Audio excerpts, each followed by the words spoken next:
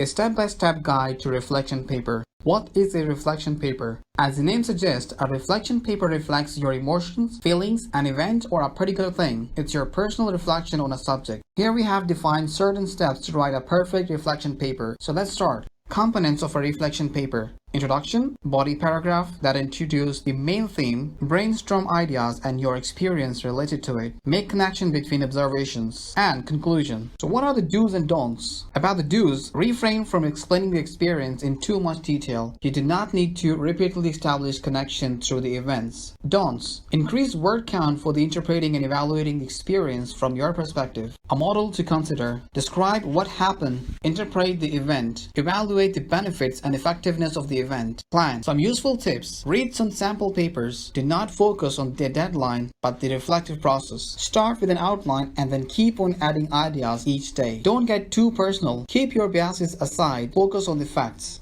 Thank you for watching this video.